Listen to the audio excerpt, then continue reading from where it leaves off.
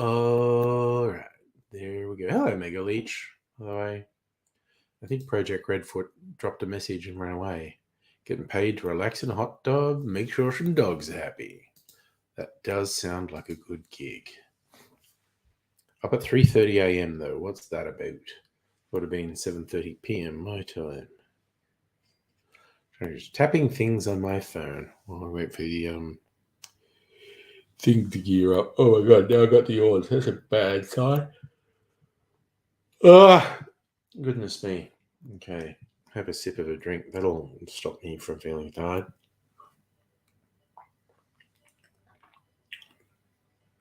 Oh, that's yummy. Hey, Strictly Sega, how you doing? Oh man, that is yummy. What going on? Renovate airport. All right. It's a pointless, repetitive tapping game, but I don't know. I just kind of like that. I did the thing. Now I do the thing where I at least get Simpsons sound effects. I feel like that wouldn't get me a copyright thingy. Just Simpsons sound bites. It's your music that gets you sprung.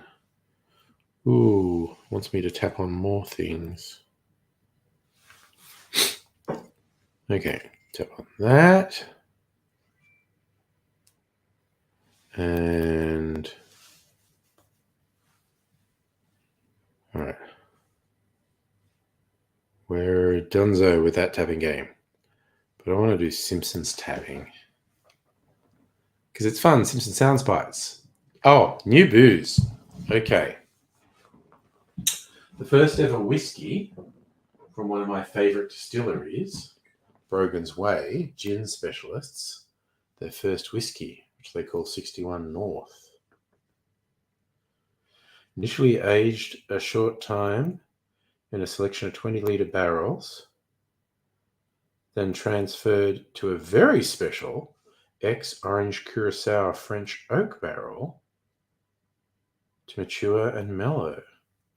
Result, a whiskey that transcends expectations with mellowed soft orange, heightened vanilla, warm spice, and delightful notes of chocolate orange and tasty cereals. It's a testament to the dedication and creativity of the team, creativity poured into its creation.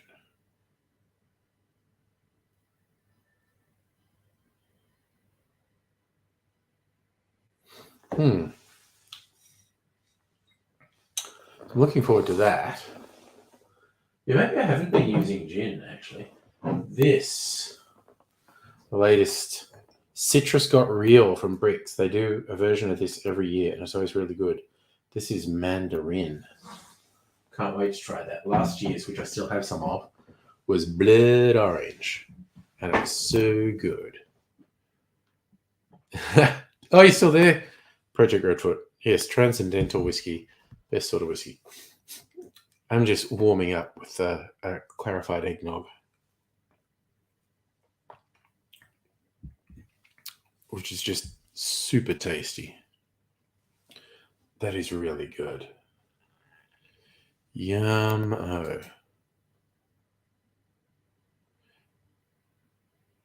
Yeah, it's interesting that I haven't been using gin lately. That's okay. Facing you now, it was 4 a.m. for you. I absolutely don't blame you phasing in and out. Look, I'm going to get Simpsons sound effects.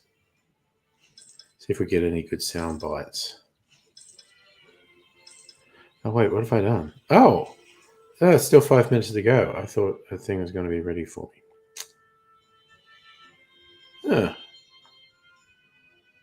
Well, actually, that caught me by surprise.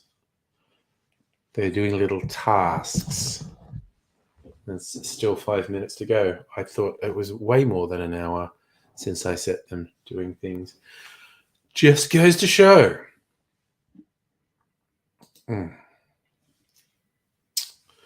Well, okay, now you've got me thinking, Strictly Sega.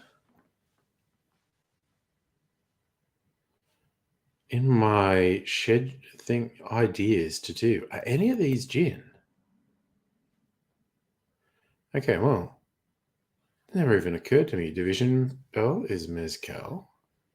Sunken Boat is mezcal. Angel's Face is gin. There you go. There's one coming up. It's gin. Princess Mary's Pride. No, it's Calvados. Johnny's Dream. Tequila. Longines. It's brandy. This one's whiskey. Ooh, we're going to do this whiskey lift for Christmas. It's like whiskey and cream and orgeat, and then topped with club soda. So it's like a really boozy. Is it called a snowflake? The one with was it lemonade and oh god, yellow stuff. Brain go blanky.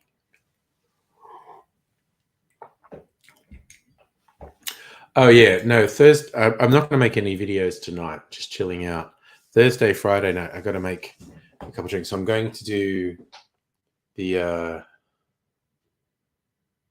what's it called, the whiskey lift. It's a very I feel like it's a very Christmassy drink. I'm going to make that for Christmas. And then for just after Christmas, which is the anniversary of Aidsy's passing, we'll be doing the Code Grey and the Devil's Sazerac. It's no sweet lady. Scotch. Rebenek is not gin.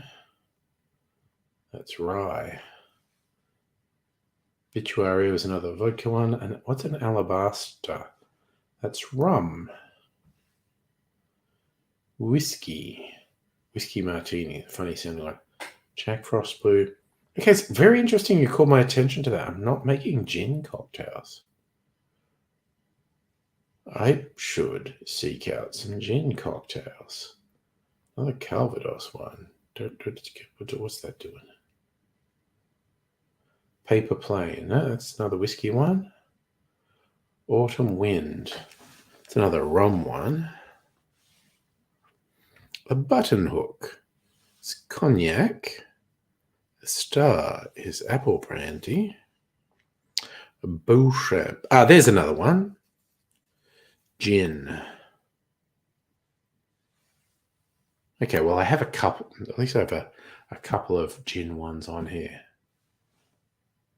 An Opal Ice. That's another rum one.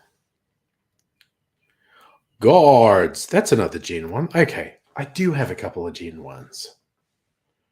It really made me think. Yep, there's another whiskey one. Anyway, I have months worth of ones lined up. Yes, as long as it's not vodka, eh? Yeah.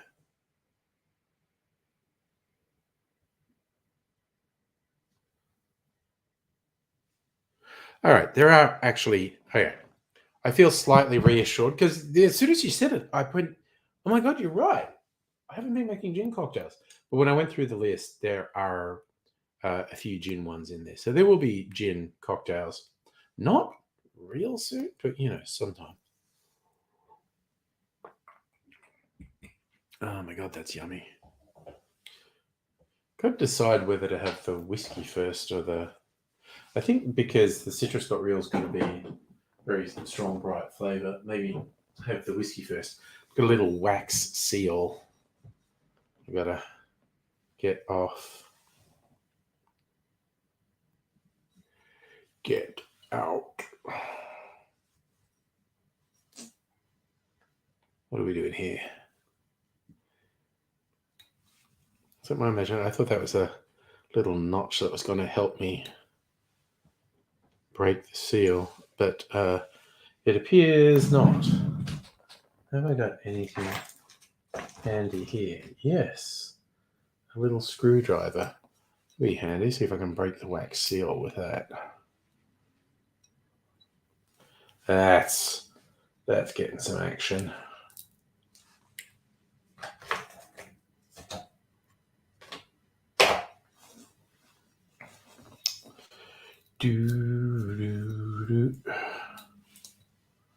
Alrighty.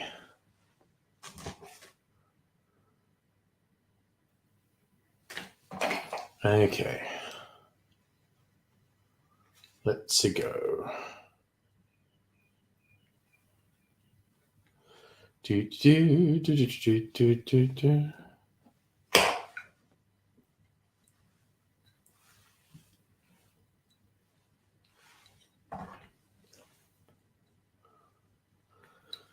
Ugh, come on.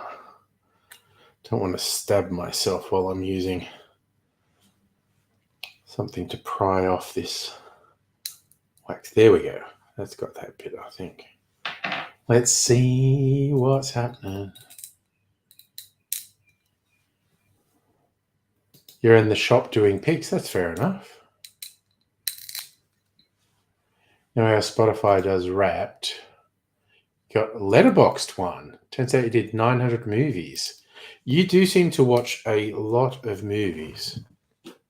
I don't want to be saying you should be watching fewer, but you certainly do seem to be watching a lot. So, I don't know. Enjoying the rich cultural heritage. So this is a screw top. That's interesting. All right. I need to get a little Glencairn glass to taste this. Because I'm a professional motherfucker. So 61 North, single barrel whiskey. There you go.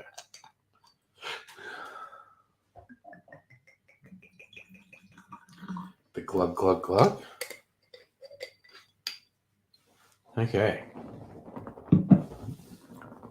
Very light, yellowy orange. Oh, and it's got a nice bit of sticking to the glass. Just a bit of viscousness, so we'll...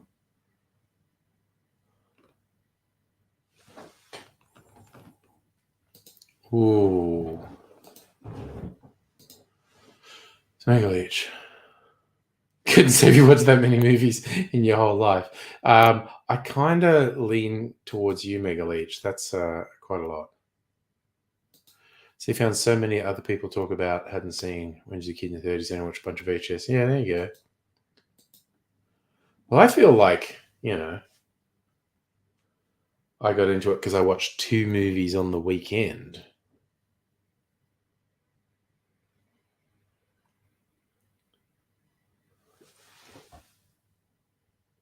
Mm.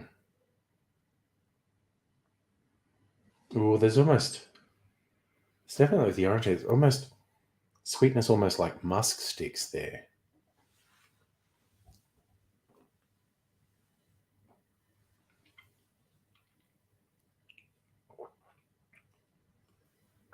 Oh. Ooh. Oh my gosh, that's got like caramel and stone fruit going on. What is that? 44.54%. So 85 proof. Oh my god, it's got a nice aftertaste, this one. Oh, I'm probably going to watch the new Indiana Jones movie this weekend. I haven't watched it yet.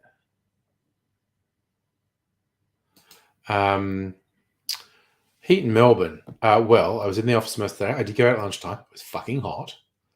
And then on the way home, I had to jump a couple trams to get to my train, and the trams were not air conditioned. And just for the brief time I was on them, fucking hot.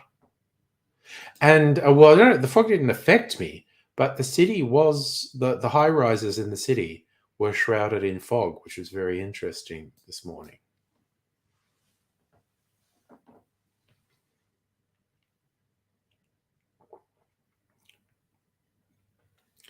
This is initially a really light taste, but then it's got a real sort of cinnamon spiciness. and this lingering sort of caramel. It's really quite nice. Oh, I heard that. I think one person died. Just massive number of cars smacked into one another. It's like you occasionally get those nightmarish ones happen on big freeways in the US when it's bad weather or fog or something, and there's a crash. Then because people are going at 100 plus kilometers an hour and they've got no visibility. I mean, now I want to look it up. What does the internet say is the biggest car pile up ever? Over 300 vehicles in Sao Paulo, Brazil. Accident site stretched for more than a mile.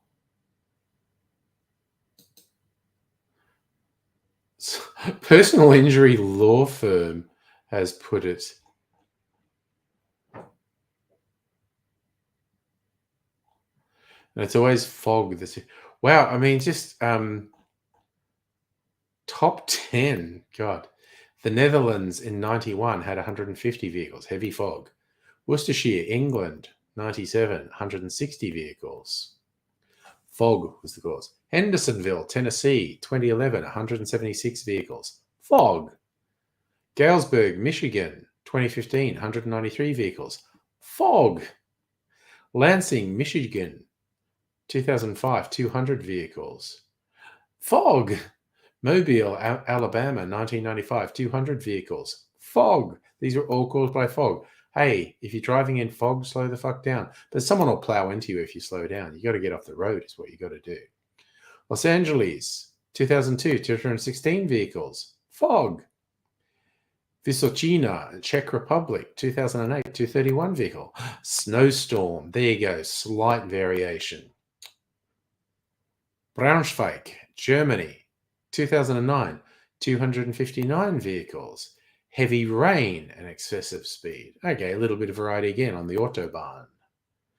And the worst ever, Sao Paulo, Brazil, 2011, over 300 vehicles, fog.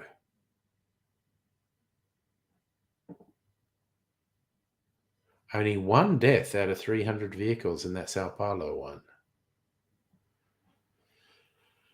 Cars are dangerous, man. Hey, Mizm, I'm doing good. How are you?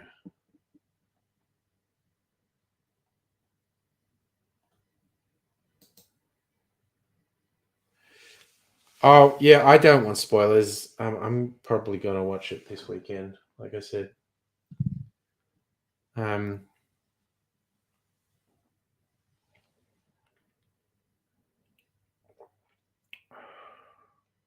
Well, this is really quite nice. Definitely going to have to make an old-fashioned with it.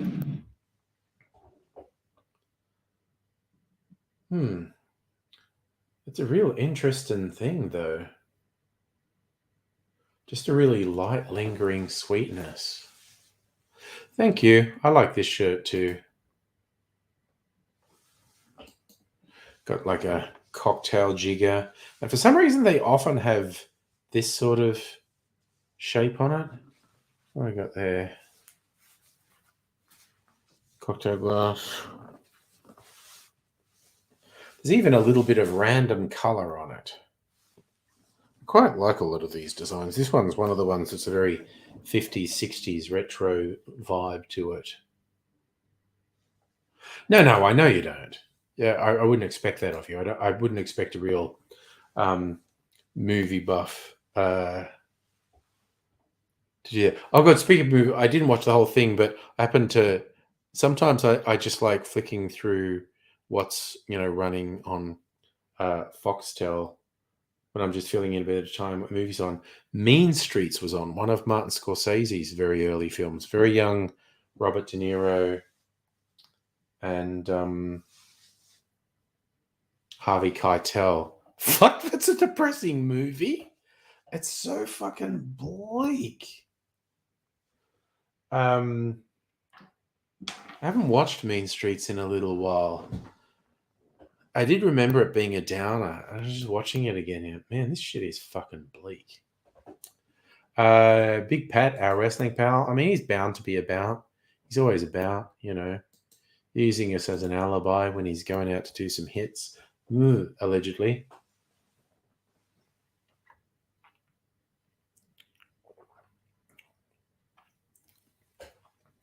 Something very different about this whiskey when you first try it. The taste it doesn't have a really intense taste, but then it sits and it's got like cinnamon spiciness, the orange notes. And yeah, I feel like it's like a caramel sort of sweetness. Oh God, that's a downer. Again, I did enjoy it. It's a well-made film. Such a downer. I think I saw that in the cinema. When was it? Came out in the 90s? I used to go to art house cinemas.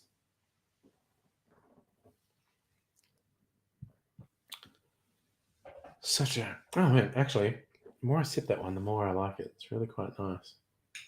Did I finish? Oh, I didn't even finish this. Oh, well, I'll finish this. A bit of a palate cleanser. Very bright and sweet, clarified eggnog. I'm going to have the citrus got real on ice. Oh, what's the strength of this one? Because the last one was like 35%. And it drank like a cocktail straight out of the bottle, which is wild. Because that's a fairly high proof thing to just drink. But there was like no burn at all. It's just got a plastic. I have to admit, the wax seals tend to piss me off a bit. 30%. Okay. Wait, I'm going to check. I think the other one's 35. Maybe it's 30%. Ugh. Where is the blood orange? Citrus got real. Bricks. Oh, it's in the fridge. Fuck. Because I keep it in the fridge because I drink it straight from the bottle. So I don't know. Okay. Oh. Pardonnez-moi. See, I'm classy because I burp like a disgusting piggy animal, but I say excuse me in French. So I'm classy.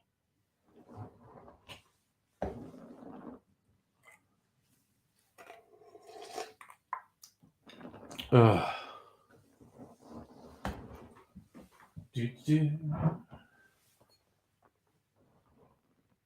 Limited release Citrus Got Real.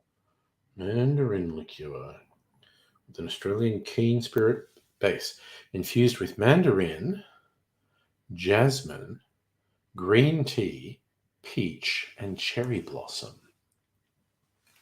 Well,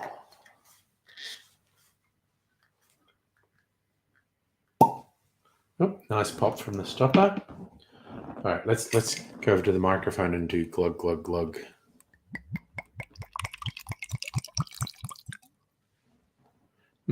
This is very orange in color. Last year's is pretty much clear. It's like mandarin and it's mandarin colored. But last year's was blood orange. It was not blood orange colored. It was basically clear. Oh. And stir. Gonna chill it.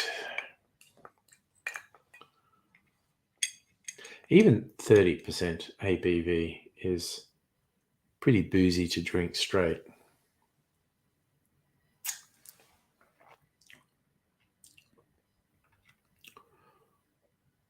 Ooh.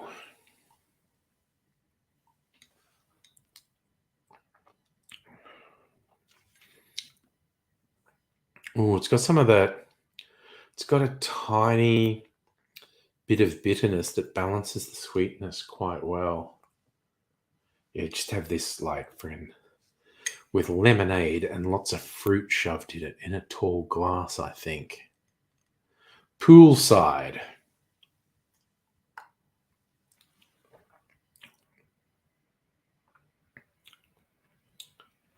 Oh, yeah, very distinctly Mandarin. You know how Mandarin is just similar but different to orange juice?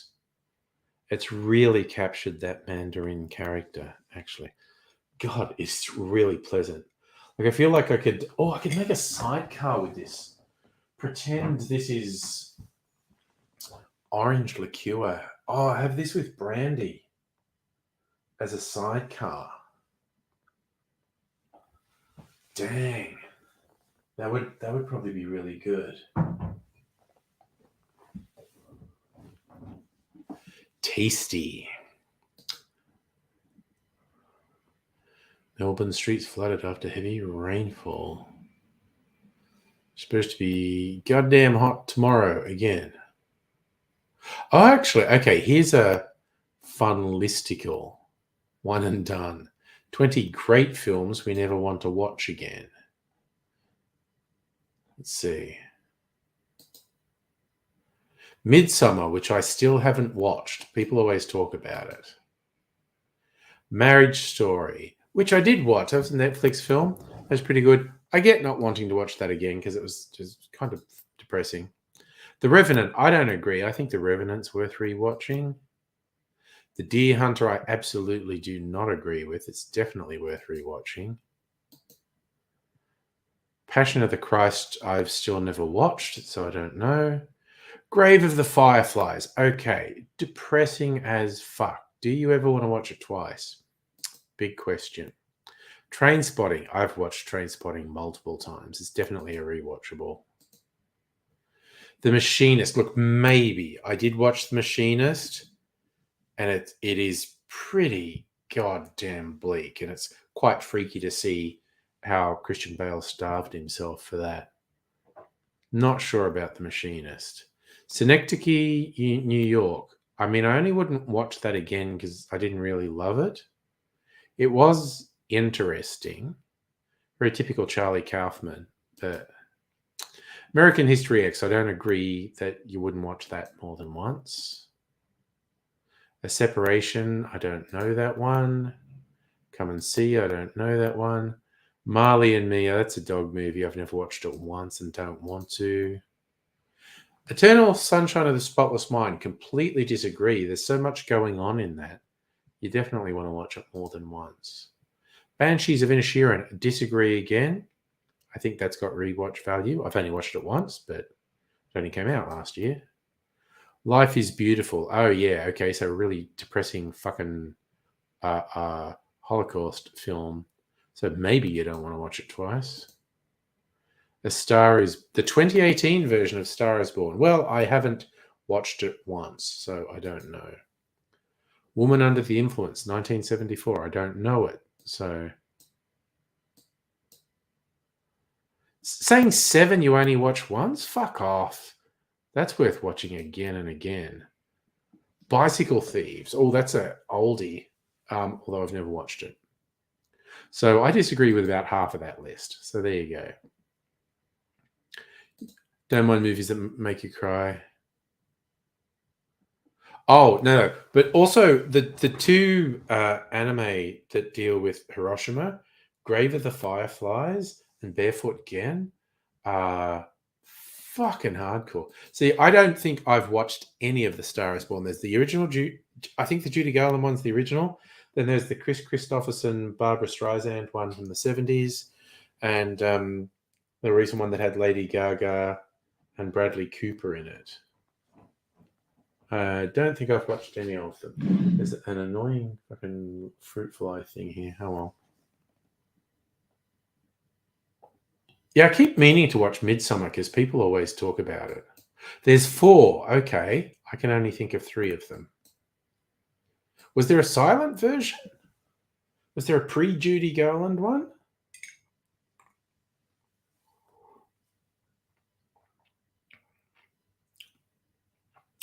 That's good. That I think I definitely have to make a sidecar with that. Mix it with some brandy. What a weird headline. $1 billion baseball star to play for just $3 million a year. You know, things are fucked up when you talk about just $3 million a year. My God. What the fuck?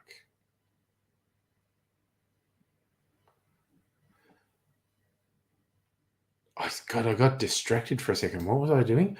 I was going to look up the sidecar and maybe some riffs on the sidecar. Okay, the sidecar to me is interesting because it was the first cocktail I had with brandy in it, which tells you how long ago it was that I first had one. And so I think so sidecar is brandy, orange liqueur, and lemon juice. I think because there's bitterness in this one. I think I literally might do it just a split of brandy and citrus got real. I don't think it needs additional lemon juice. What are the riffs? A side-by-side car. Cognac, pomegranate, and triple sec, and lemon juice. Calvados sidecar. Calvados and corn. So that's apple brandy rather than grape brandy. For some reason, they say you should have a cinnamon sugar rim. Okay, I like puns. Name this one's a Figgy Smalls. Joke reference to Biggie Smalls. What's in that? Fig, of course. Figgy Smalls. It's a fig infused cognac with orange liqueur. And orange juice. Okay, I don't usually like orange juice in a cocktail, honestly. I think it's you. Hey, Justin, how you doing? I know you've got trans-Pacific illness.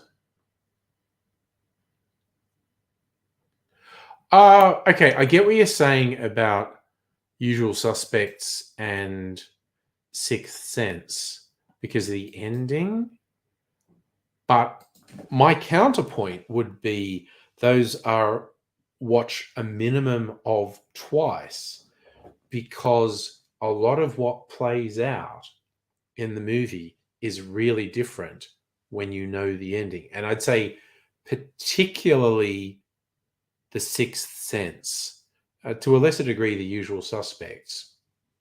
But The Sixth Sense, all the scenes with Bruce Willis and his wife play totally differently when you know the ending.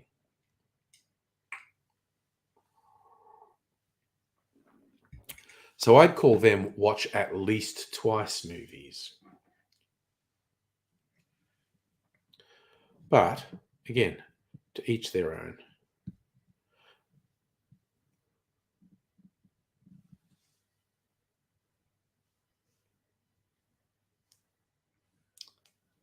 And now we're talking about illness, Justin, not COVID. You've tested.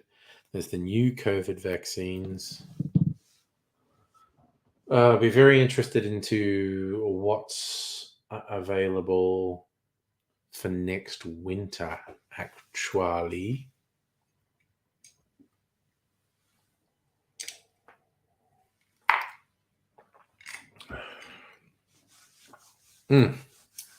Yeah, okay. I'm definitely going to make a sidecar with brandy and the citrus got real. Because I reckon that would really work. Someone driving past playing their stereo really loudly. All right. Well, I think I have to make an old fashioned with this whiskey. and see what that's like. Where's my sugar syrup? I got some sugar syrup here.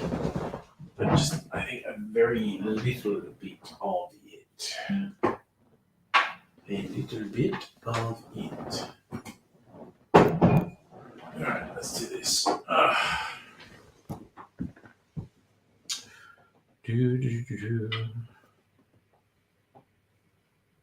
try that. Little bit of sugar syrup. And I think with this, maybe some orange bitters. Oops, I just missed the jigger. That was embarrassing. Pour that in there.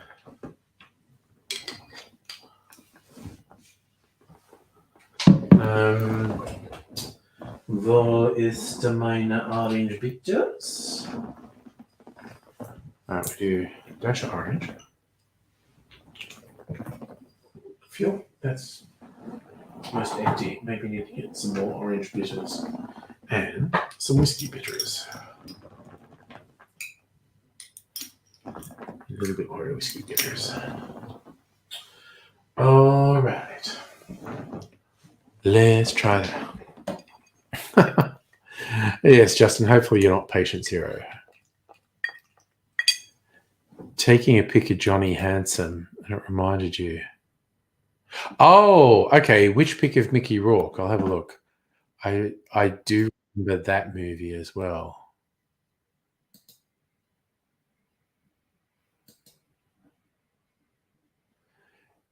Yeah, Mickey Rourke got kind of obsessed with cosmetic surgery a decade or two ago. He did not age gracefully. He was a very handsome, dare I say, even pretty young man. But he got super obsessed with cosmetic surgery, and it doesn't look good. Does not look good at all.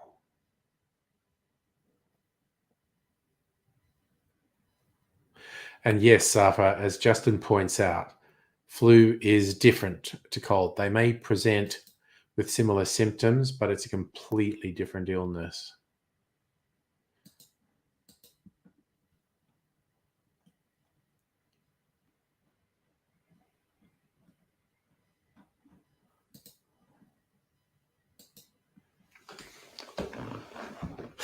It looks like Mike Myers. Not sure if Mike Myers is doing cosmetics, I think. Oh, no, Safa. Mickey Rourke was positively handsome in his youth. As I said, dare I say, even pretty. But yeah, 10 or 20 years ago, he started to get obsessed with cosmetic surgery. Did not grow old gracefully and looks fucking freaky.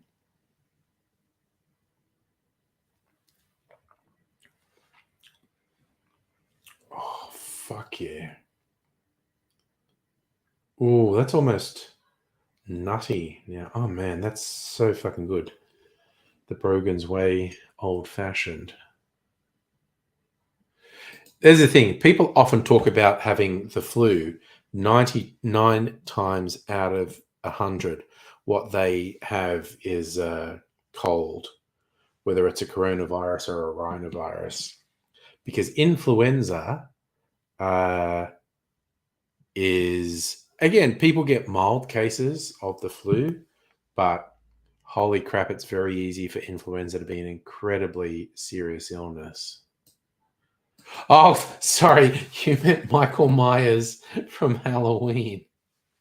I agree. He actually does look like Michael Myers from Halloween with the mask. What's the popular folklore? That was a Captain Kirk mask, William Shatner mask that they sprayed white.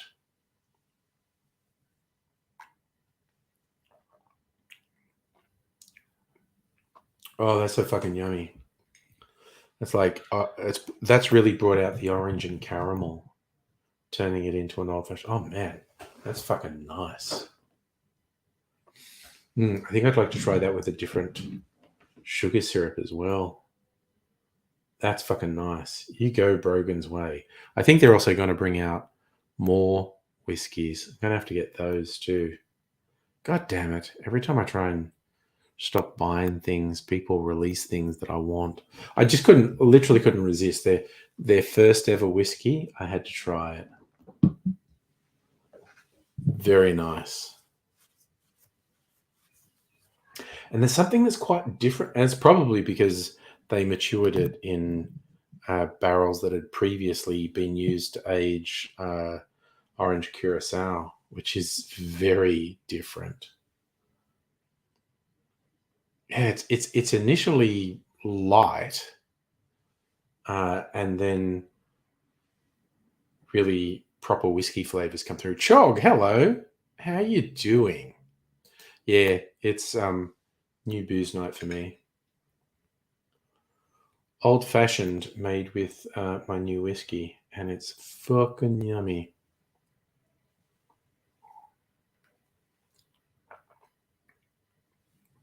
Oh, that's fucking.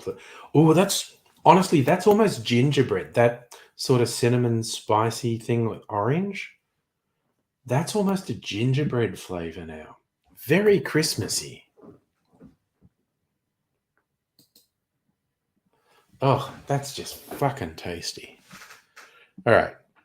It's probably enough of it tonight, but honestly, we'll probably try and remember to try it with a different sugar syrup another night. Very yummy. Huh. Oh, that's the other thing. The heat today, after it being raining a bit. Oh my god, a fucking cicada just started up outside the window. I feel sure the microphone can pick. Lucky I'm not making any cocktail videos. That stopped. That's unusual. I swear the house, like out the back, we get there's a big tree and we get some super loud cicadas in that. But next to the lounge room window, there's like a cricket. I swear it's the same cricket all the time. It's at the right outside the window and it's really loud. I think that's a cicada because it's just a constant noise, whereas crickets tend to do the rhythmic thing that or crickets tend to be rhythmic and cicadas tend to be a long constant thing. Sure. Well, actually, being up in the high country for a heat wave would be good.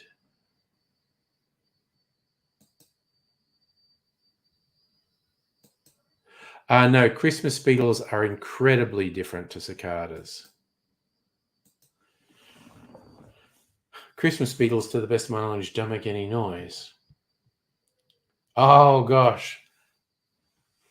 Heat and a combination with weed killer destroyed your buffalo line. Dang. What is the temperature now? Boom, say 30. It's still 30. And tomorrow's going to be 33. So is the temperature like not fucking dropping? It's warmer than it's meant to be now. Is it going to be warmer all night? God, it's only meant to drop to like 22 overnight. Jesus. I think we're meant to get a thunderstorm tomorrow too. 10 millimeters. We got a possible thunderstorm tomorrow, and then it lightens up, little or no rain after that.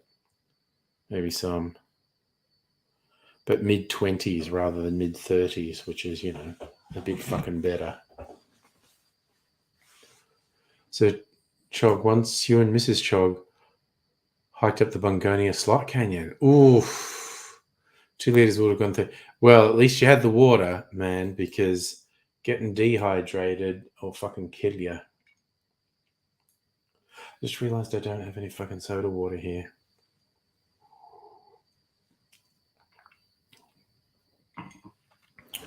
Oh my god, that's so fucking good. Oh god, no, I think I need to just drink soda water. It's only a Tuesday night, for God's sake. And I got a job interview tomorrow, so I gotta be sharp for that.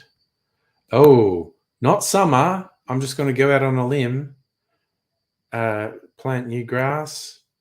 Probably winter.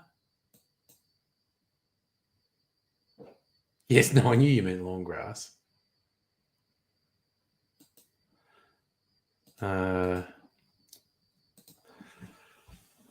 Let's see what the best time to plant grass.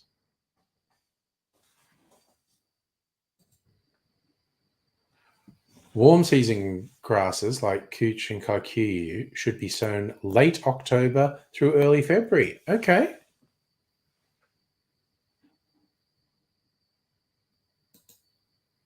That's interesting. Results for sowing seed outside these times with warm season grass patchy best. So it depends what grass you're doing. Couch and kikuyu, actually you sow them in summer. Droughts are a swing away from cool season grass to drought and wear tolerant warm such as couch and kikuyu and buffalo grass. With the exception of buffalo grass, which is grown vegetatively from runners, all grasses can be established from seed. Okay, so you don't grow buffalo grass from seed. Seeded grass cultivars of couch and kikuyu are inferior to the ones grown as turfs.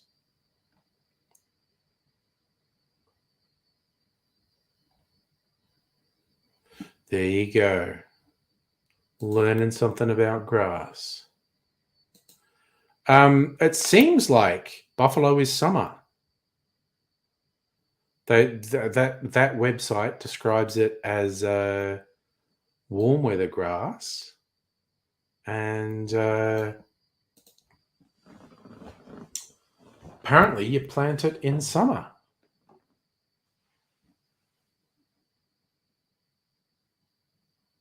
Yeah, so maybe early or late summer then. Definitely not winter, apparently, for buffalo. So maybe January, February. I don't know. So what happened? I had a fucking kick-ass spinach and bacon pizza, actually. Fucking awesome.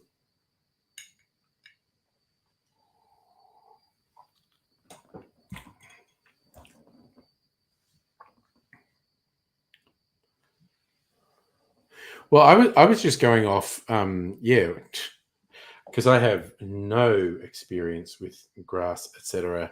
This particular website said the warm weather grasses have become more popular because of drought, and buffalo grass is in that. And they're saying like, yeah, you put down new grass in summer, but they recommend doing it as turf. Although they were saying buffalo grass is from runners. I don't know.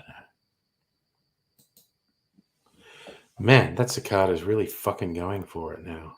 That's super. I'm so glad there's none outside our bedroom window.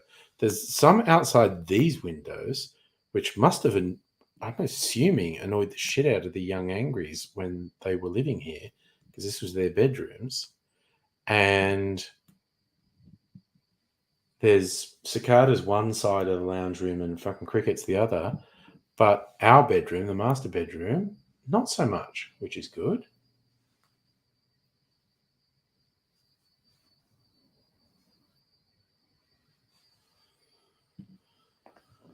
Oh, man, that cicada is actually really loud.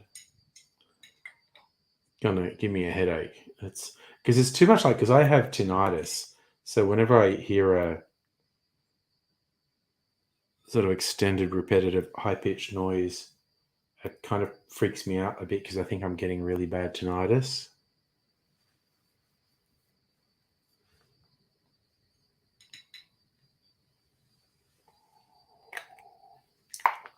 Oh, oh man, that's so fucking good. I'm like really tempted to try brandy, and in fact, I might even do it. Just try a little bit brandy and citrus got real. I also love the sound of frogs. They can be really loud. Depending where you are, they can be really loud. Oh, we got, okay, springtime. There's some bird that has nested not far from our bedroom window because we did not get this sound in winter, just since spring. This really fucking excited bird that just wants to greet every day with, "This is awesome. I've been having sex. I set up a nest and I've been fucking and it's great." And its song is so happy, but it starts at like 6:30 a.m. But it's a nice song, but like it's nothing exotic. It might just be a fucking minor. I don't know. Um, but yeah, it just, there's just this really happy bird song in the mornings in spring and summer. So here's the thing, Safa, white noise, like, and I know what it's like when it's constant frog noise. It can get real annoying. But it's white noise. You might, honestly, I don't know how far south cane toads have got now. Definitely not when I was living in Dubbo.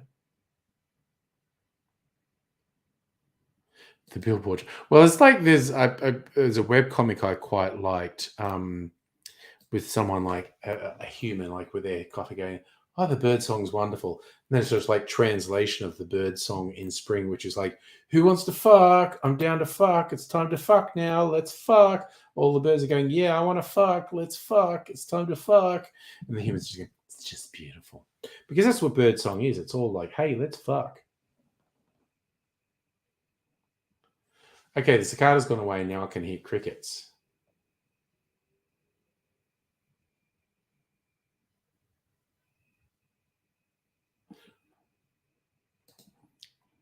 Now I kind of want to look. How far south are cane toads?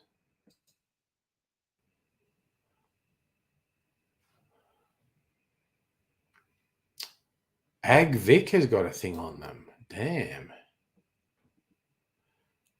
Cane toads are now in Queensland, Northern Territory, New South Wales, northeastern parts of Western Australia. Cane toads pose an extreme threat to Victoria native species.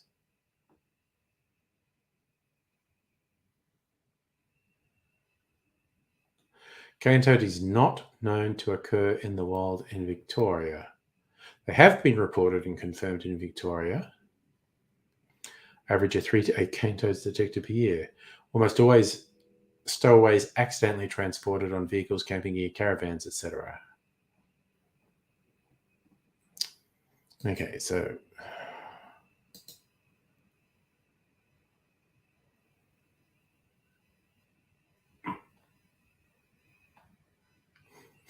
so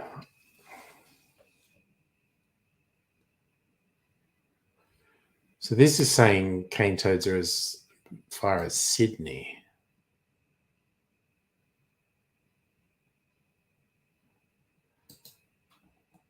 Oh, the Wonka movie's opening. Does anyone give a shit? Ooh, I'm being offered premium rums at a discount. See, that's slightly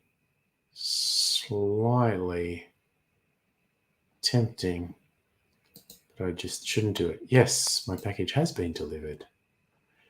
How to make cocktails from whatever's in your pantry. I don't need that. I know how to make cocktails.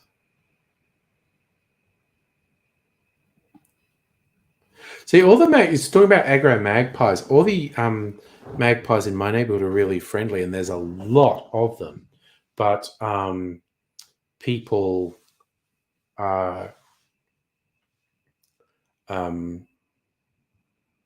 feed them, and they like it. Well, as a Chog, at least Wonka is not a remake. It's a prequel. So still not an original concept. I do like original. Like, what do I watch on the weekend? I watched two completely original concept movies. Talk to Me, great Australian horror movie, and uh, Polite Society, a really cute, silly, light-hearted, Bollywood-inspired English movie where the cast are Pakistani Muslims living in England. I don't know. Timothy Chalamet is in a lot. I am looking forward to seeing him in June. But what was hilarious is like when he shot like June Part 3 years ago. That'd be really funny. It's not getting released till next year, and they'll want him to do publicity. And they're like, Timothy, what it was like working on this movie? And he's like, I don't fucking know. I shot it 3 years ago. I've done 6 films since then. I don't fucking remember this. For God's sake.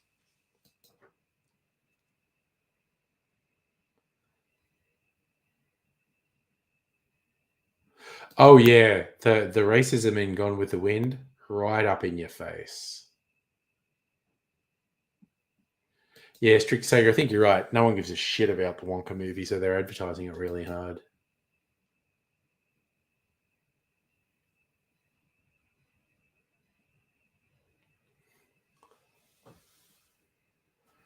Um, I guess what can you say about Gone with the Wind? Not as bad as Birth of a Nation, but it's kinda up there. Safa, did you like the Johnny Depp, Willy Wonka and the Chocolate Factory? I didn't hate it. Or even though it's like ahistorical, I am kind of keen to see Ridley Scott's Napoleon. It's like all the historian nerds are upset that from their perspective it's not accurate, and it's just like, yeah, but is it good? Is it entertaining? Does it make me want to watch it? That's all I fucking care about. But again, I'm not going to go see it in the cinema. I don't want to be in a room with people. Watch it on a streaming service. Must be windy out there. The window keeps rattling in this room.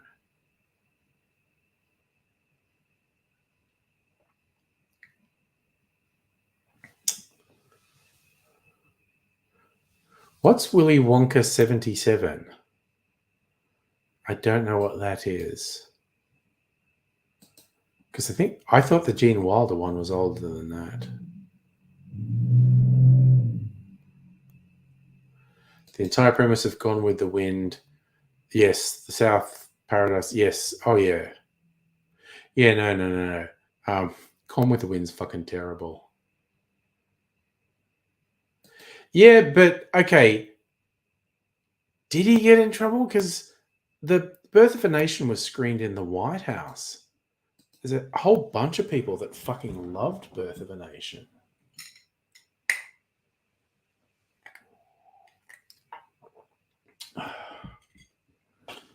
Fuck, that's yummy. Okay, you know what? I am legit going to just do a little mini. Just gonna get a nice brandy from the shelf. Which one will we get? Actually, you know what? I stood up and I'm reasonably drunk, so I'm actually not going to do that. I am going to disappear. I'm going to disappear for a moment and get some soda water because I forgot to bring any in. So this won't take long. I'll be back.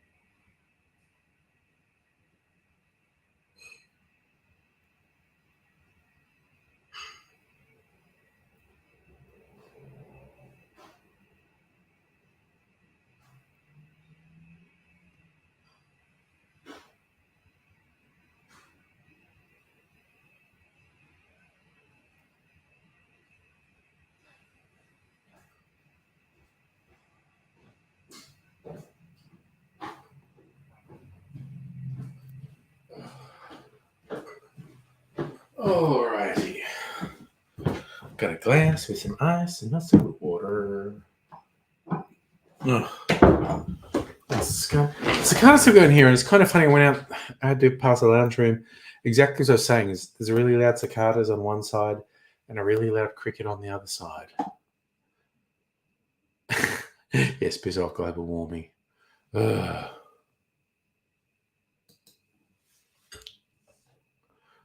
Oh, look, strictly Sega, I'd defer to you about when films come out. I thought it was older than 77, though. Oh, Safa's looked it up. 71. There you go. Yeah, go get some beer.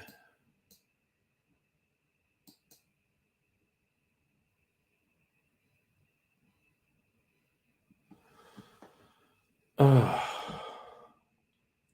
And I'm kind of torn. Now I still want to make a mini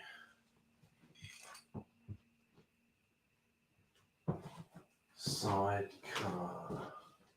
There's the jigger. I'm trying to work out where the fuck the jigger was. Okay, which brandy? This one. Ugh. Oh, tempted to use the Christmas brandy, but won't. So just do fitty. Just a little one. Brandy and citrus got rid. Oh man, stopper is really in there. Put that in there. I put a bit much citrus got real. Oh, I think I should have taken a toilet break while I was out there, actually. Oh no. Empty liquor shop. I keep trying to be controlled, but then people release stuff I really want. Like the annual Citrus Got Real, Brogan's Way First Whiskey. I couldn't resist either of those. I have recently resisted a couple things. Recently, okay, I am going to take a toilet break. This will be quick. God damn it. Okay.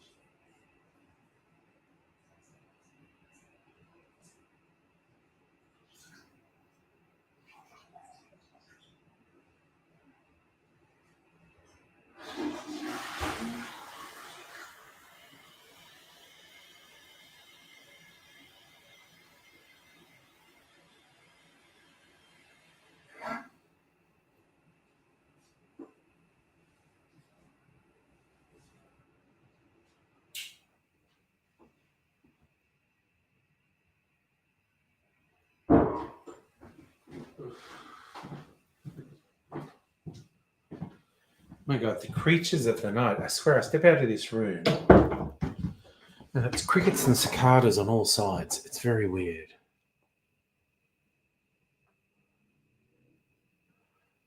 I am not buying it. I still have sheepdog. I'm not buying any more sheepdog. I've done that. I've even seen it on special, like $10 or $15 off, which is why I bought it the first time and go, oh, it's on special. Okay, I'm going to try it. Not buying sheepdog again. It's very weird. Anyway, what's this like?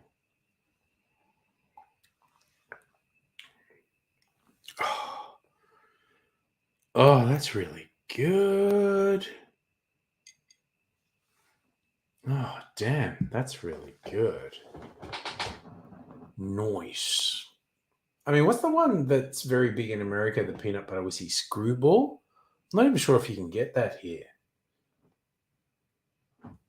I know they don't have it at Dan's, but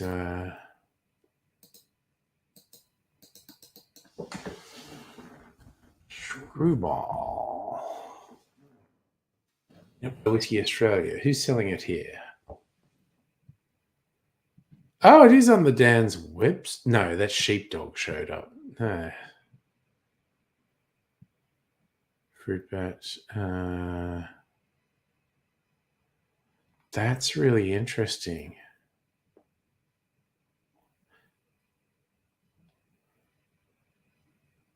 Oh, it's like none of the big Australian retailers sell Screwball. That's interesting. I mean, having had sheepdog, I'm never fucking having Screwball. Fuck's sake. There are a few blue liqueurs. The most common one is blue curacao. That's if it's blue curacao, technically it's meant to be orange flavored, but it's probably just sugar flavored, colored blue. But you do get a few alcoholic beverages that are blue. There's that vodka cognac mix, Elise or whatever it is. Controversy, single gender schools. A couple of them are allowing other gender. Ugh. Got it. Fucking media. Fucking despise them.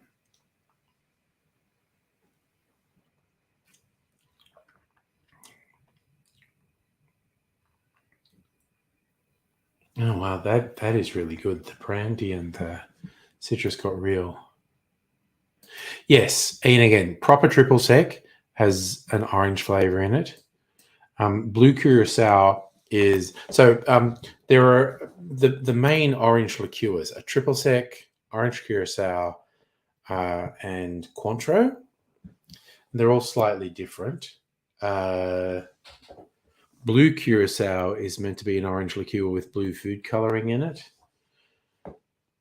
I think most of them are just sugar flavored. I did get one from a local distiller that make really good quality fruit liqueurs, and so they made an actually good blue curacao. So yeah.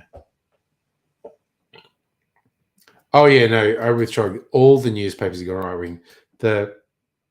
The ex Fairfax ones, Sydney Morning Herald and Age, have gone so fucking conservative in the last 5-10 years, which I think since fucking Gina Reinhardt bought a significant interest in them. So fucking garbage. So it's kind of like when people share links and you go, click on that, and it's like the Age or the Sydney Morning Herald, and they want you to get a subscription. I go like, fuck you, steaming piles of shit. I'm not giving you any money. I think the Age was definitely better 10, 20 years ago. The conservative tabloids in both England and Australia are spectacular. They're just, oof. They're just blatant propaganda. They're blatant propaganda, but I think the Australian is just shameless propaganda. But here's the thing, Safa. News can't be free. It's expensive to do. So the ABC is not free. Our taxes are paying for it. And I think they should. I think it's a valuable and worthwhile thing. I'd pay for a news source that wasn't a steaming pile of shit. So yes, maybe in the 10, 20 years ago, I would have had a subscription to the Age, but not now. Even the Guardian just runs fucking transphobic bullshit. Oh, they're shameless. The people on the Telegraph, they're fucking shameless. No, Safra, I don't believe Australia ever had TV licenses like the UK does. The Guardian can be good, but every time I kind of think maybe I should support the Guardian and have a subscription, then they'll run some turf bullshit.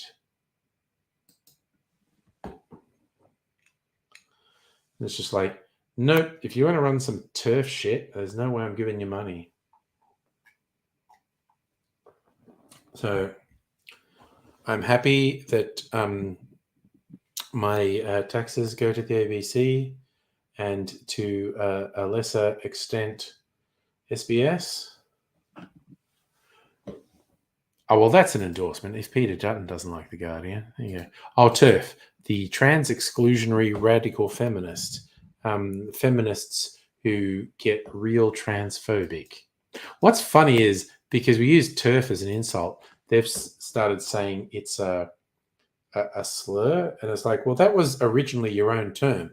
They actually called themselves radical feminists who are excluding trans women.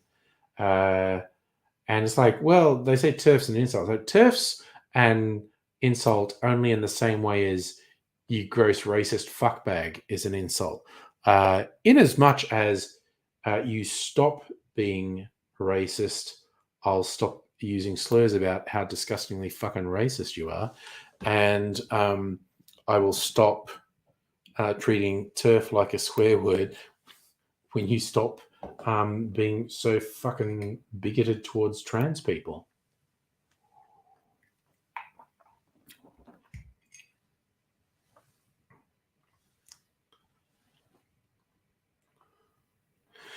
This is the big question, Chog. How hard is it to not be an asshole? Like J.K. Rowling with all her money, each morning there's a choice. She wakes up and goes, will I just shut the fuck up? Will I just like not be hateful? She doesn't have to shut up, actually. That was unnecessarily negative.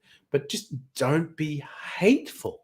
It's like she wakes up and goes, okay, with all my privilege and wealth at the moment and influence, will I, just talk about positive things, or will I be gross and hateful? And every morning she wakes up and goes, I'm just going to be gross and hateful. Well, see, you can't put people in jail for being racist because there's scales of racism and who says what. People inciting violence in a way that's likely to actually cause violence is actually a crime in most places in the world. But I don't say like, oh, I disagree with you, you're fucking gross, put them in jail. I do disagree with them, and I think they're gross, but I don't think they should be given a platform. Oof. Okay. So here's me doing an effort of willpower to not drink more alcohol.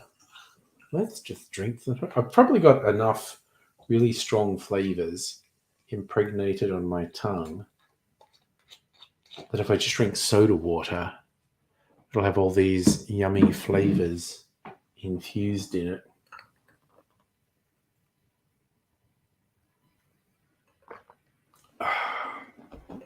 Oh, that's pretty darn good, quite honestly.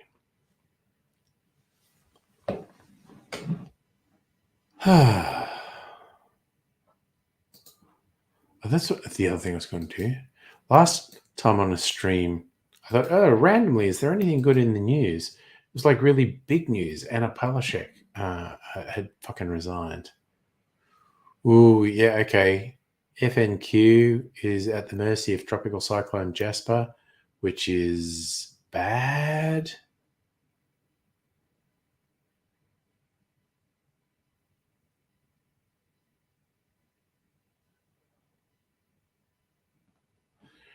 Okay, I've seen this clickbait a couple times. Now I want to look at it. Men being tested with one simple question. Okay, what is it?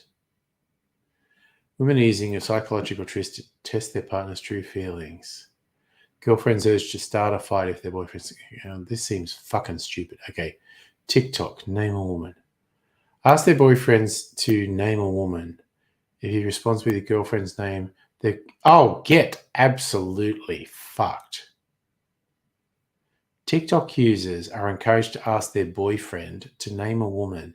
If he responds with his girlfriend's name, they're given the right answer. but if they don't, users are told to start a fight, pretend to get mad when he says another woman's name. That's stupid and fucked and feeding into right-wing misogynist bullshit. Jesus fucking Christ, that's stupid. That's fucking moronic. And I mean, even by TikTok standards,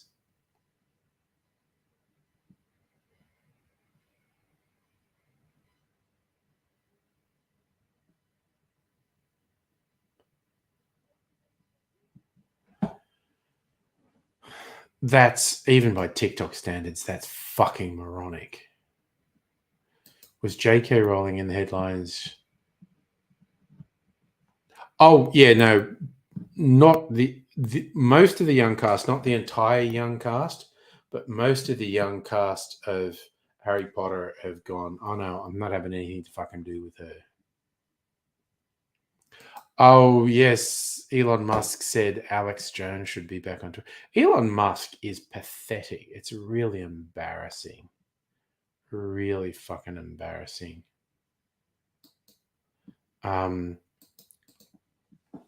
It's just like, he just wants to be like, I'm funny, I'm a meme lord. Like, dude, you're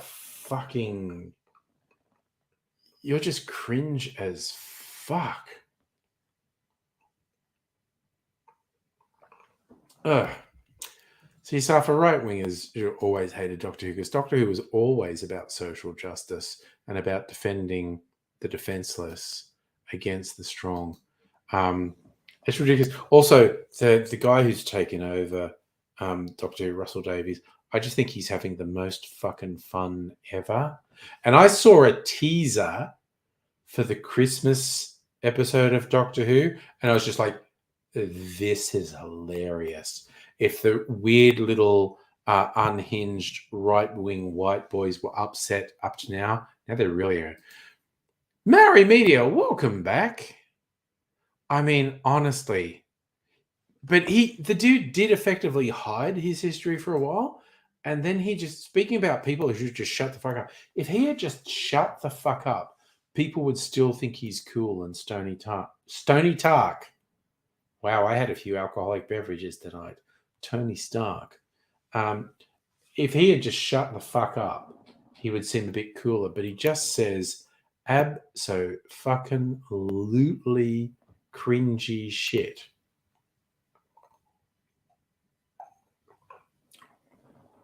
Suffer. I think I'm Tim Smith. I think definitely, if I got in my car and drove, I'd crash into someone's fence. They had Doctor Who, Pink Floyd, Star Trek. Yeah, anything is deeper thinking. But when they say, when did Doctor Who become a social justice warrior? Like, if Doctor Who had a business card, it would say social justice warrior. The Doctor's psychic paper would say they're a social justice warrior. Ugh. And in the recent ones, the new specials, I've heard some people say some weird shit. And I don't mean right-wingers. People say, I think it's just pandering. And I didn't understand what someone's saying. Like, so what? There's queer characters. There's a trans character. They talked about pronouns. So what? There's, this new Doctor Who's always had queer characters. Yeah, it's not just that. And I didn't know what the fuck they were talking about. And they wouldn't say anything. And I think they wouldn't say anything because they were worried about how bad they'd look. And I thought about it for a while, and the only other thing besides the queer characters and the new Doctor Who is they had someone in unit in a wheelchair, and it's like, right, so they made quite a bit of thing about a character with a disability, and that's too far for you. Well, that tells me something, because a lot of people, a lot of disabled people I know were like, that's some nice representation right there. Mary Media tried, yes, epitome of sentence.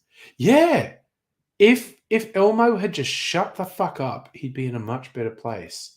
He's such an idiot.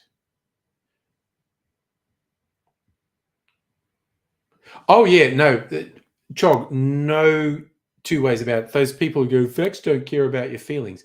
You look at what they say. Everything they say is driven by emotion. It's ridiculous. Oh, nice. You wanted rockets. You wanted rockets in your wheelchair as a kid. Nice. I mean, that's a whole thing. Oh, the BBC generally is very establishment and very conservative, but some shows, in fact, I think a lot of shows on the BBC are a bit more progressive. And yes, you look at the interviews with Russell Davies, it's like Disney gave them money so they get better effects and better sets and whatnot. But Disney don't dictate content. He gets to control the content. And you can kind of see it in the specials. You look at some of the set pieces and go, yeah, that would have been kind of expensive to do. I see that you've got some Disney money doing this. God, I'm so fucking hanging out for Ncuti Gatwa as the Doctor because I think it's going to make the sad, insecure, right-wing white boys wet their pants. It's so fucking funny. Oh yeah, no, Chog, those people are pathetic. Like, you just look at people like, Ben Shapiro, or oh God, Jordan Peterson, all those, their arguments are so emotional. And I do not intrinsically oppose someone whose views on a particular topic are driven by their emotional reaction to it. But these fuckwits who pretend they're being logical and factual and not emotional, it's like, no, you are so emotional. So if you think Tennant's not running enough, dude, he's not as young as he used to be. Although they keep referencing Donna being 15 years ago, and I don't think the episodes with Donna were actually 15 years ago.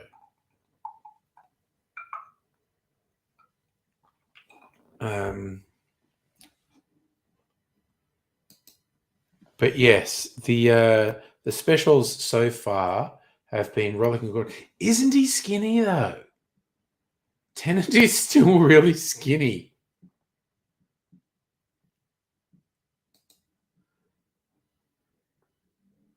So, Jog, speaking of Shapiro Daily, why J.K. Rowling triggers the woke left? Oh, okay. My funniest thing about Triggered is someone noticed, like you can go on like a stock footage website and search for either smug white man or white man smiling and get some stock footage of a smug looking white dude and just put the text Triggered next to them, and it legit looks like it's a Netflix special for some right-wing comedian saying everyone's so easily triggered. They're so pathetic. Love that Mary Media. Oh, if he's just sideways, he'd just be, you know what you made me think of?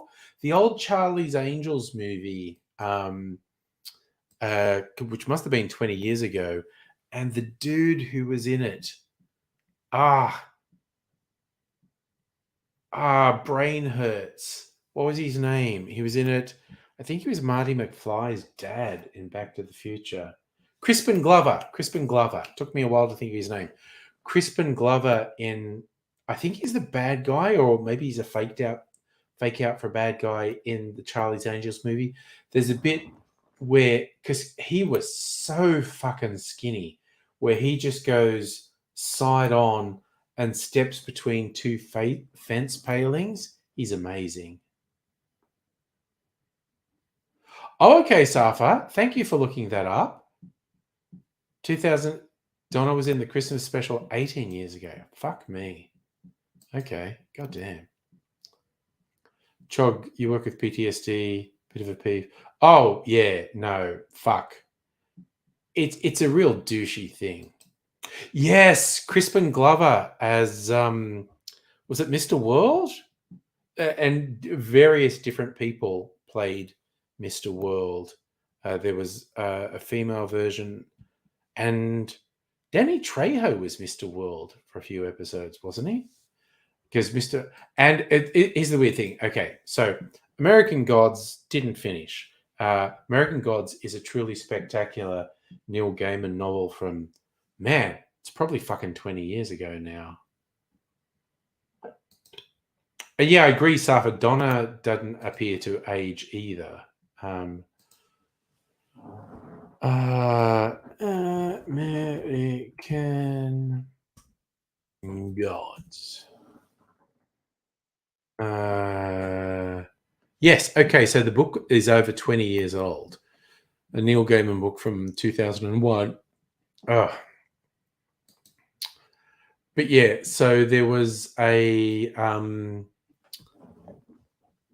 think it's on Prime, actually. 3 seasons of show American Gods. They didn't finish the story, which is incredibly disappointing. And it's kind of like there was a reveal at the end of season 1, which was super fucking obvious, basically who Mr. Wednesday was. And then there was a reveal at the end of season 2, which I had forgotten, even though I'd read the book, I'd forgotten. The reveal at the end of season 2 was the relationship between the lead and Mr. Friday. Shadow Moon, that's his name. Great name. Shadow Moon. What was the relationship between Shadow Moon and Mr. Friday? Oh, wait, did I say Mr. Friday? I think it's Mr. Wednesday. Anyway, so there was a reveal at the end of season 2 that I'd forgotten was good. And I thought about halfway through season 3, I realized who Mr. World was. Again, it was so long since I'd read American Gods. And I was going, oh, God, I just fucking worked out who Mr. World was. And I thought that was going to be the reveal at the end of season 3. But it wasn't. The end of season 3, which was the last season, they still hadn't revealed who Mr. World was. Oh, Matt Walsh is embarrassing and pathetic. Do you think Billy Joe Armstrong from Green Day still looks 25? Okay. Mary Master. Oh, man. Orlando, the guy who's playing Anansi. He went fucking hard, didn't he? He did not give a fuck. He was just like, oh, they don't like the angry black man. Fuck me. He went hard. And you could tell some of the very cautious public pronouncements Neil Gaiman made. You could kind of tell he was on Orlando's side, but he didn't want to piss anyone off. And it's like, God damn, but he just did not fucking hold back. Because he's being Anansi, the spider, the Caribbean spider god, representing the slaves in the New World. God damn.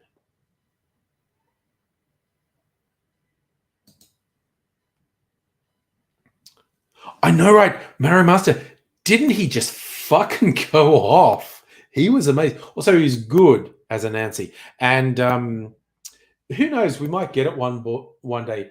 Neil Gaiman actually wrote another novel, which was the American Gods is pretty serious, but then he wrote this comedy novel, Anansi Boys, which followed people of Caribbean descent in England. And again, the book, it's really funny. The only time it describes people's race is if they're white. So all the central characters are of Caribbean descent living in England. And they only describe someone's skin color or race if they're white. So if they're black, they're just the default. Neil Gaiman did a couple Doctor Who episodes. He did the one where the TARDIS was turned into a woman. He did the Cyberman episode, Nightmare in Silver, which is pretty good.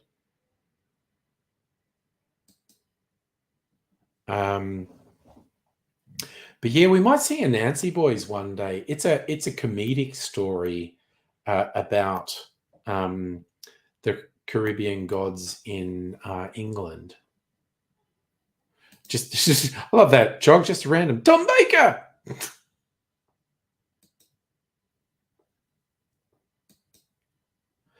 Nightmare in Silver was fucking freaky.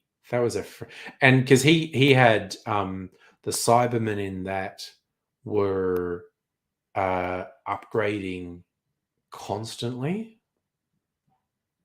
Oh my god, there's an audio book read by Lenny Henry. The black English comedian who's of Caribbean descent.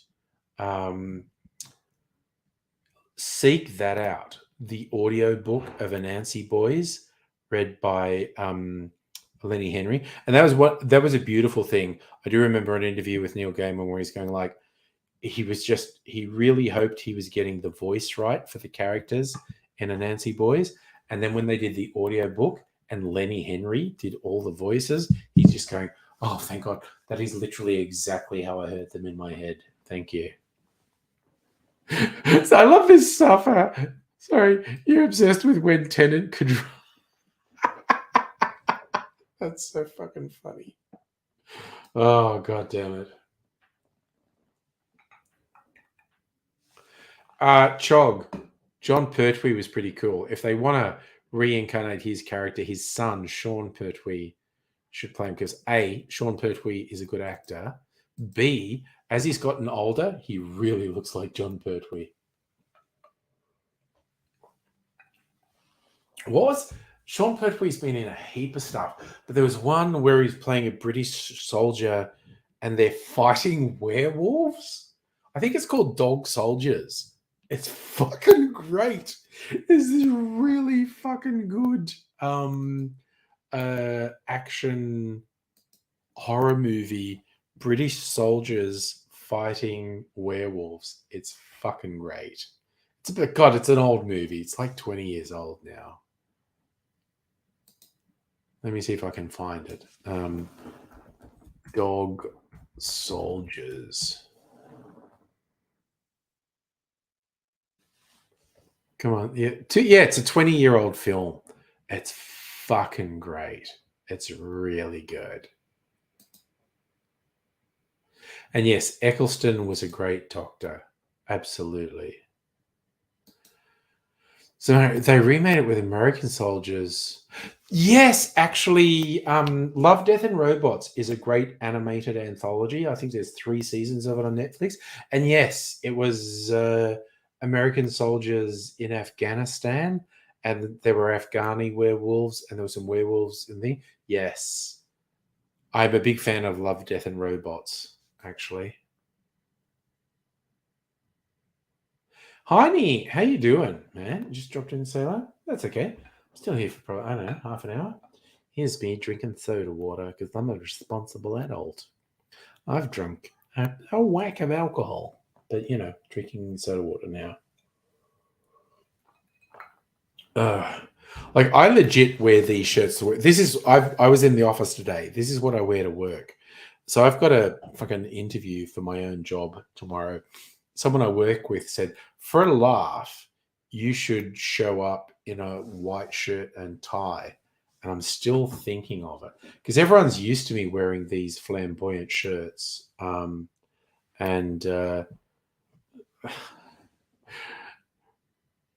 It's weird when you might be regarded as not taking things seriously if you show up in a white shirt and tie. Chog, you watch The Untouchables. Oh, that's fun. The Sean Connery. Yeah, that's good. The Godfather trilogy. Well, it's kind of what's interesting. Okay, there's a lot of people who think Godfather 2 is better than Godfather 1. Maybe I need to rewatch Godfather 2 because I've never thought that. I thought the original Godfather is one of the most technically perfect films of the 20th century. It's just a masterwork in filmmaking. It's incredible. Godfather 2 is good. Godfather 3 is the drop off in quality to Godfather 3 is pretty fucking bad. And yeah, with that, I do love Love, Death and Robots, cool short stories. Um, Everything from action to comedy, from almost photorealistic animation to really stylized animation. So okay, so you don't hate Godfather 3, strictly Sega. Um, yeah, I don't know. Maybe I need to rewatch it. It's kind of like the drop off in quality from Godfather 2 to Godfather 3 is oof. But I'm always surprised when I hear people who really talk up Godfather 2. And I was like, really? Maybe I need to rewatch it because I absolutely did not dislike Godfather 2, but the original Godfather is just one of the most beautifully constructed and shot and acted film.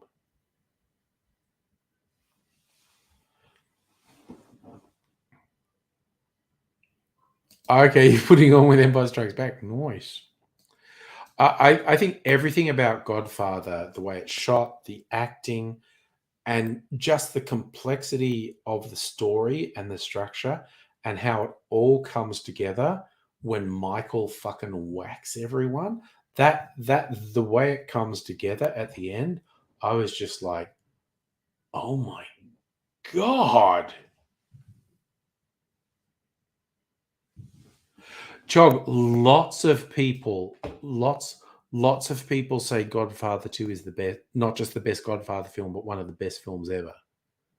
The Rewatchables podcast that I talk about all the time, they rate Godfather 2 over Godfather 1. And yes, Marlon Brando, imposing.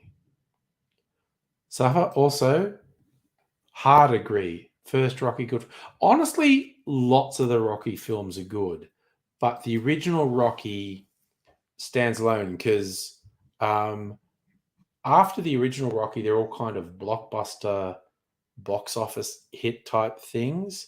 And the original Rocky wasn't. The original Rocky had this sort of honesty and integrity. Great fucking film.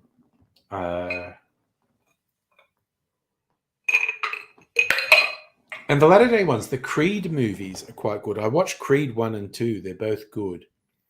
I haven't seen Creed 3 yet. I need to watch Creed 3 at some point because I thought the Creed films were quite good. Yeah, absolutely, Chog. I agree. The original Rocky was basically an indie film. It is such a really well made film, and there was a lot of integrity to it. The later Rocky films were sort of box office blockbustery things, which again doesn't mean they're a bad movie. Most of them were pretty well done and pretty engaging. Um,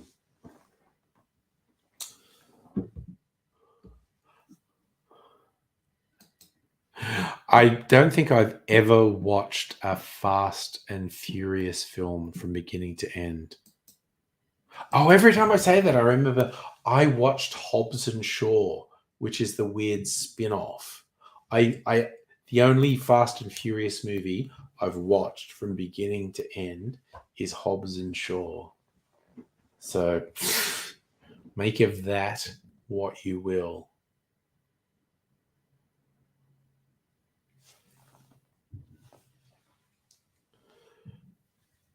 We got to see what's what, what's going to be good. I did get kind of excited at the Furiosa trailer being released in the last week or so. Yes, there was weird drama. There all these people who apparently have stuff in their contract that they can't lose a fight or something. It's very weird. It's very, very weird. I think Fast Five was amazing. See, I don't know. I'm not going to shit talk Fast and the Furious movies because I haven't watched them. I don't know that I'll see Furiosa in IMAX, but I'll definitely want to see it in a cinema. So either IMAX or Gold Class, I think, for Furiosa, because the trailer managed to hook me, but it was kind of like oof. Because Fury Road, I had no expectation of, and it was just stunning. Like I'll still stand by Fury Road being one of the best films of the 21st century. We're only a quarter of the way through the 21st century, but it's fucking good. And now Furiosa looks really good and has got me hooked. And I'm going, oh, is this going to be overhyped? Because Fury Road was in development hell for 20 years. It's like there's no way Fury Road should have been good. And yet it was. It was fucking amazing. Oh, what a day. What a lovely day. But again, it's kind of like, well, what's Fury Road about? Well, there's these people and they have a big road chase and then they pause and catch their breath and then they turn around and have another big road chase in the opposite direction. And that's it. And yet somehow that's incredibly compelling.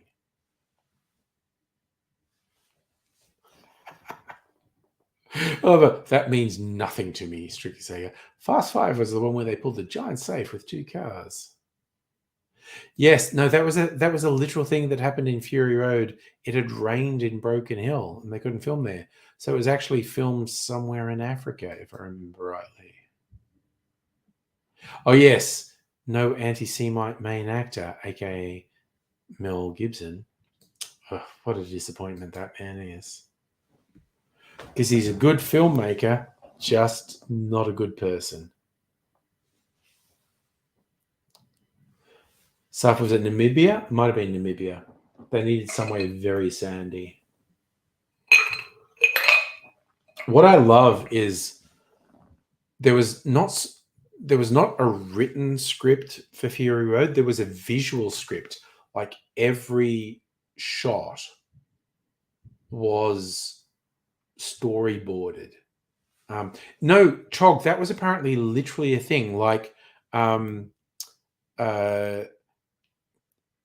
he had a thing for Broken Hill and he wanted to shoot Mad Max there, but it rained and it was green everywhere, not desolate.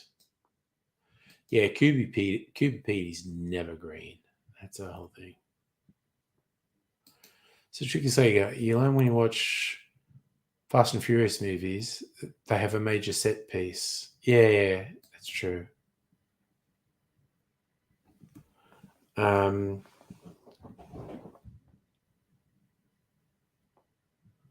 Yep. No, George Miller is just a fascinating guy because he did the Mad Max movies and he did Babe and Happy Feet. What's going on with that guy? Honestly. He's a very interesting guy.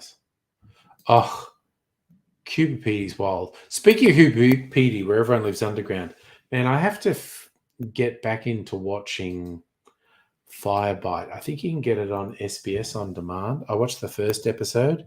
It's vampires in the Australian outback living underground, like places like Cuba Petey, and Indigenous people are the vampire hunters. I just watched the first episode. I have to watch more of it. I think I can still get it on SBS on demand. I don't know. I haven't looked for a little while. I maybe should try and watch the rest of it. I remember someone I knew way back in the 90s. She was talking about, like, yeah, I spent a bit of time in Cuba Petey. Everyone there is so hardcore. It's so full on. Oof. The people there are just so fucking feral. I love that as a summary, Chog. Fast and Furious. Cars, boobies, boneheads, changing wheeling gears, shining explosions, references to family. That's it. And don't they kind of fucking have superpowers at some point? Didn't I mention Babe? I thought I mentioned Babe with George Miller. And yes, George Miller did Babe. George Miller, what a wild guy. Also, the other trippy as fuck thing about Fury Road It was edited by George Miller's wife, who had never edited an action film before. I think she'd edited documentaries, and the editing is fucking stunning. And again, because I've got special edition on disc, and the making of, and there's this great bit where when they were just going for visuals, like they were building all these over the top cars and whatnot. And someone talked about seeing these circus performers who did this stuff on the end of poles. And George Miller goes, that sounds kind of cool. Let's get them here and see what they can do. So on some of the cars, they did these poles that the circus performers could go on. And when someone had told George Miller they do this thing where they swing on the poles, he thought they were probably going to do it 45 degrees to a 90-degree arc like that. And then they said, let's do it. And they did some test shots. And the circus performers would just go swinging right down to where they were almost touching the ground. And they weren't doing 90 degrees. They were doing 180 degrees. And George Miller was just going, fuck me. That looks amazing. So they call them polecats in Fury Road. But it was just kind of like someone had told him, get these circus people in on the end of poles. And they worked him into it. It's fucking wild. The polecats are fucking amazing. And also, is the other thing, I love the color palette in Fury Road. Like they do the blue and orange color palette really well. But the box set I've got has the black and chrome version of Fury Road, which is a high contrast black and white Blu-ray. You wouldn't think that would work because the color palette in Fury Road is so important. But ever since George Miller saw some rushes of Mad Max 2, which were in high contrast black and white prints of it, and he thought, that looks really cool, and I'd really love to release the film looking like that, but no one will ever let me. And he finally got to do it on Blu-ray with Fury Road, the black and chrome version. It's fucking amazing. High contrast black and white. You wouldn't believe it would look as good as it does. But it does. So, yeah. Strictly saying, you got the black and chrome version because we talking about. Okay, so the box set I got has Fury Road, the black and chrome Fury Road, and the original 3 Mad Max films, and just like 20 hours of extra features. It's just a friggin' awesome box set. But yeah, black and chrome on a big screen just looks great. And I never would have believed it because the color palette in Fury Road is so important. But then you get this high contrast black and white version that's like, fuck me, that's pretty good. I mean, I watched Fury Road not that long ago. Again, like I was saying, if I go on Foxtel sometimes, I just watch what's on. I was going, oh, Fury Road's on. I'm just going to watch it.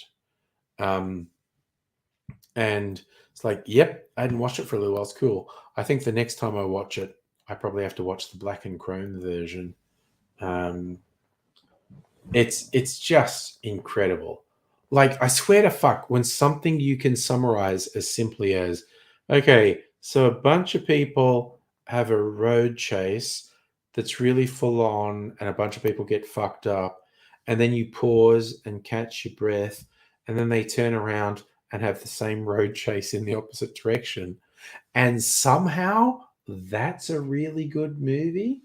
And it is. It's a fucking awesome movie.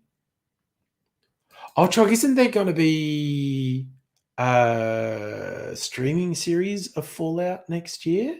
I've never played Fallout, but I've heard there's a bit of hype for a Fallout streaming series. People are liking the way it looks. I don't know.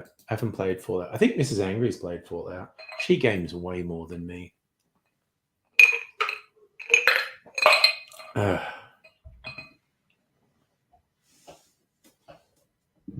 But yeah, we're still watching The Expanse. We're on season 5 now, and I've started another Expanse audiobook.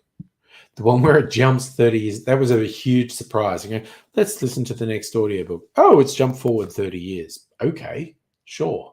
Everyone's 30 years older now. Summary Media, Amazon through millions. Oh, nice. Yeah, it's very dangerous to overhype shows. So, Chog, you're worried about the TV series, none of Halo. See, okay, I've never played Halo. I liked the Halo TV series. But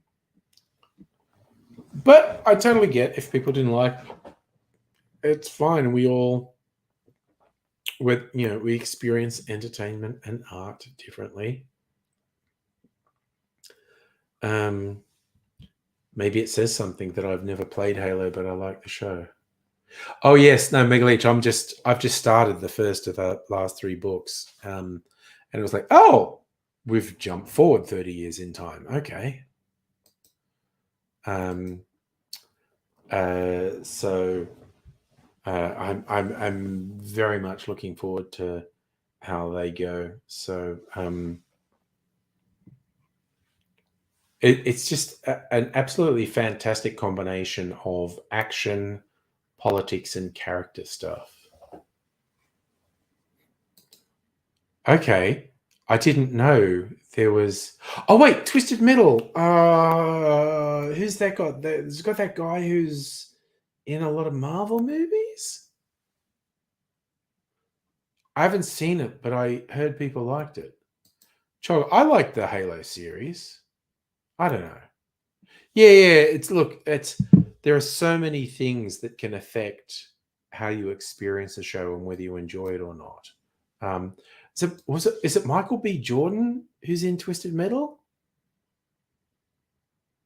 Anthony, what's his name? That's him. No, sorry. I'm sure it's the dude who's in Marvel stuff.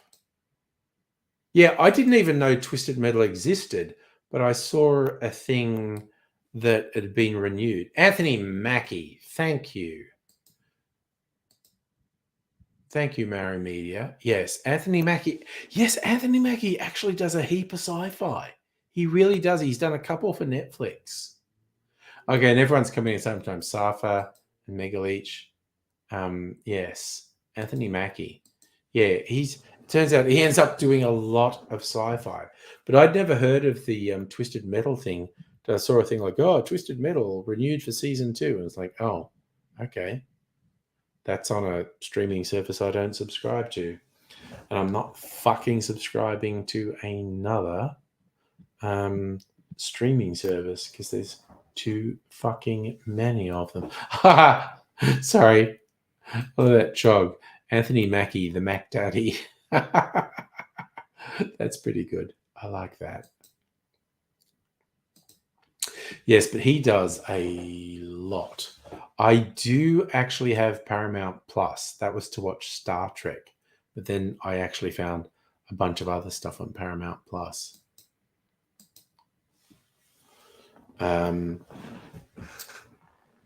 Yeah, but there's no fucking way I'm getting another fucking streaming service. Even when I see stuff, I'd really like to watch that.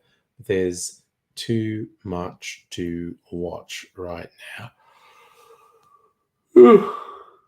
I have 5 different streaming services, and that's fucking enough, quite frankly.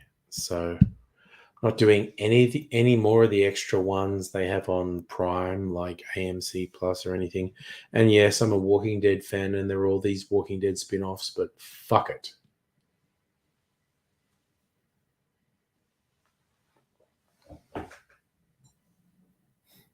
Oh yeah, there's an additional subscription on Paramount for a lot of the Star Trek stuff. Yeah. Peacock is the NBC streaming service. Again, as I said on other streams, I'm pretty sure there'll be a rationalization of the streaming services in the next 5 years, and they'll mostly die off. The broadcast network stations will realize, oh no, wait, we make way more money from broadcast TV and advertising. We need to dip the fuck out of this ridiculous Me Too streaming shit and go back to making lots of money from advertising on broadcast TV. And we just sell whole seasons to streaming services to make even more money. And it's just fucking dumb.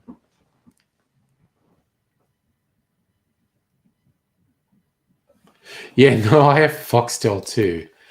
Disney Plus, Netflix, Prime, and Paramount Plus. So I'm just fucking stupid. Oh, wow.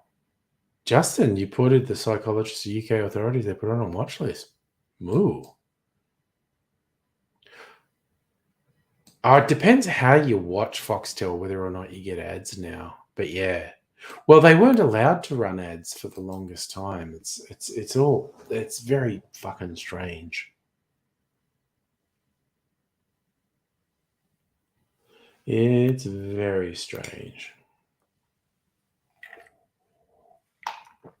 Ugh.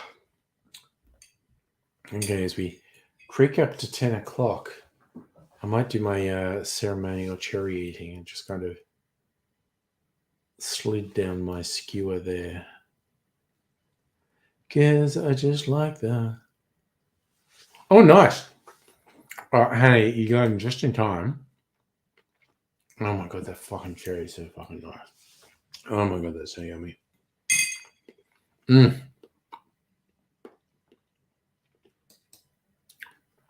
got in just in time to ask a booze question, Hannah.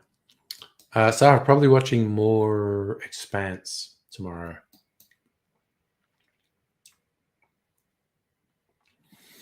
Oh, it's so fucking yummy. But yes, we're up to season 5 of 6 on The Expanse. Okay, Hannah, what whiskey would I recommend as a gift someone who likes to treat themselves class on Sunday? Depending on your budget and when you get it, my pick. See, I really recommend Australian single malts, and Starwood Nova is just, and depending if you get it on special, it can be anywhere from 110 to $80. So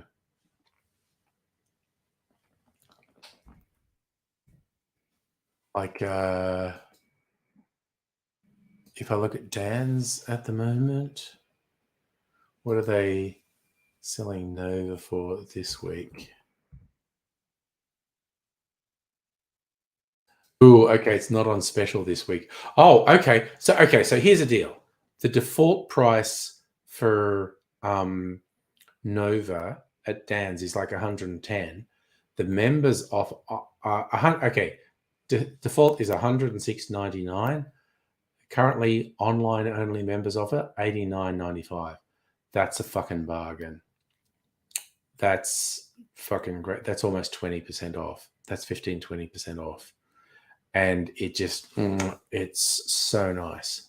That's probably my number one tip, in all honesty. Yeah, you want to treat him. I mean, honestly, there's a couple of really good West Australian whiskies too, but really simple, easy to get. And if you sign up for Dan's membership, you're getting, God, how much is that markdown?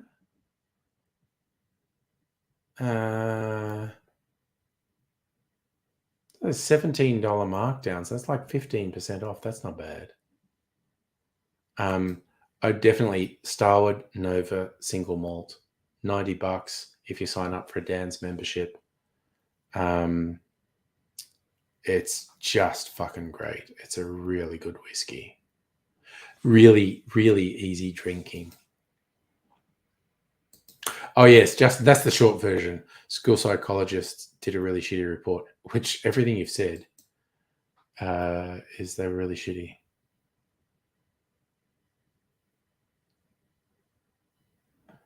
Yeah, of course, I'm going to say Starwood Nova. That's my number one fave. And again, you can get it for such a good price now. Though, mind you, this was closer to 150, and it's really fucking nice. But it's a one-off. That is literally a single barrel. There's a really limited number of bottles of this single barrel. But Nova, like I have this thing people say, you were only ever allowed to have one whiskey that's like a wide release whiskey, what would be? And people go, oh, I don't know. I'd just go straight away, Starwood Nova. That would be it. So that's my tip, Hannah. It's a really nice whiskey, very approachable. Drink it straight, drink it as a mixer. It's just really nice. Anyway, that's the whole thing. I love the community. Oh yeah. So yeah, no. That's I do also love the positivity, whether we're talking about movies or whatever. Oh, okay. Sorry, Justin. We still have to do one point because Justin actually sent me the book. There's an interview with Justin when he was a kiddie in this book, Asperger's Syndrome, Adolescence and Identity. We have to talk about this one.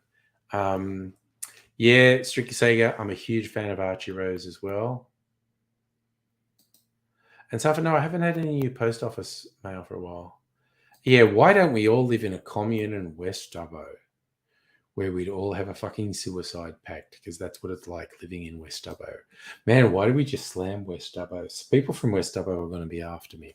Anyway, wow, Batovsky, dude, you've literally got in just in time to say hello and good night because I am going to bed. Because I don't know where you are, but it's 10 p.m. where I am.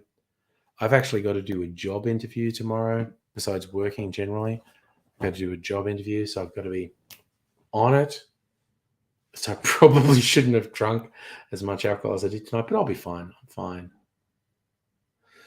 Let's invade a West Dubbo pub. Yes. Mary Media, thanks for hanging out, my friend. Thank you. But, okay, you're on the Gold Coast. Okay, so you have a similar time zone.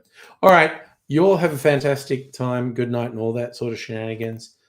Probably back on Thursday, unless something gets in the way, like maybe have dinner with the offspring. Got